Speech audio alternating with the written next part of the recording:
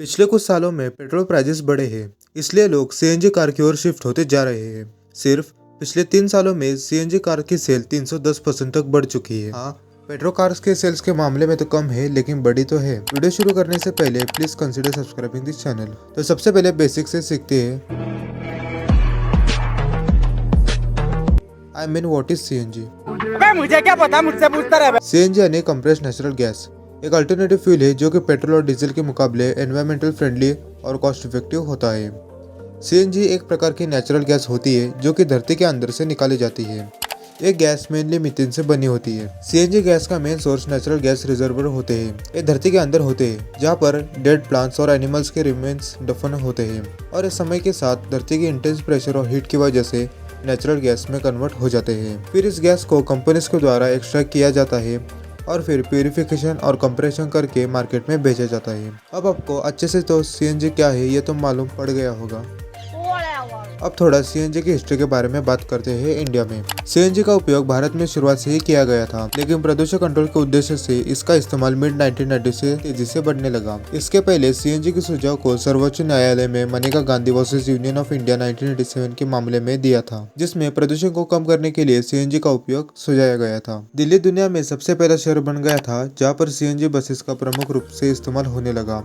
अब ये जानते हैं कि सीएनजी कार की सेल्स में 310% का बूस्ट कहां से आया। सीएनजी एक एनवायरमेंटल फ्रेंडली फ्यूल है। इसका मतलब है कि जब हम सीएनजी इस्तेमाल करते हैं तो हमारी गाड़ियां कम प्रदूषण करती है। यह हमारे एनवायरमेंट के लिए एक बढ़िया बात है, जो कि पेट्रोल और डीजल गाड़ियां हमारे धरती के एनवायरमेंट को हद से ज्यादा नुकसान करती जा रही है। वहीं पर सीएनजी कार्स इसका इफेक्ट कम कर देगी। मेरे मानो तो ये तो ईवीज से भी कम पोल्यूशन करते हैं। ईवीज मतलब उनकी बैटरी बनाने की प्रोसेस।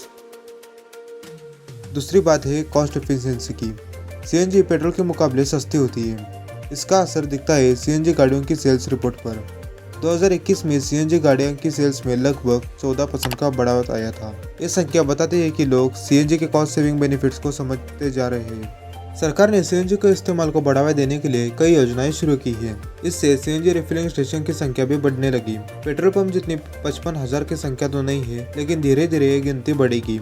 होप करते हैं कि फ्यूचर में हमें सीएनजी भरने के लिए लंबे लंबे लाइंस में लगना ना पड़े। सीएनजी गाड़ियों के लिए रिफिलिंग स्टेशन की कमी एक समस्या हो सकती है, खासकर रूरल एरियाज में। इसके अलावा सीएनजी सिलेंडर्स की स्टोरेज कैपेसिटी पेट्रोल या डीजल के टैंक्स के मुकाबले कम होती है, इसलिए रेंज भी कम हो सकती है। लेकिन ये चैलेंजेस लोगों को सीएनजी गाड़ियों की ओर बढ़ने से नहीं रोक रही। सीएनजी गाड़ियों की परफॉर्मेंस के बारे में भी थोड़ा बात कर लेते हैं। सीएनजी गाड़ियाँ थोड़ा सा कम पावर प्रोड्यूस करती है कंपेयर टू पेट्रोल की गाड़ियाँ। इसका मतलब है कि उनकी पिकअप और टॉप स्पीड में थोड़ा फर्क हो सकता है, लेकिन इसमें भी लोग सीएनजी के बेनिफिट्स की ओर देखते हैं। अब इन सब पॉइंट को समझकर आप डिसाइड कर सकते हैं कि सीएनजी गाड़ियाँ पेट्रोल गाड़ियों को कैसे पीछे छोड़ती जा रही है। ये एक एनवायरमेंटल फ्रेंडली और कॉस्ट इफेक्टिव ऑप्शन है जो कि लोगों को पसंद बन चुकी है। तो दोस्तों, ये थी हमारे वीडियो। ये गाड़ियाँ पेट्रोल गाड़ियों को कैसे पीछे छोड़ती जा रही है। अगर आपको ये वीडियो पसंद आया होगा तो please consider subscribing this channel.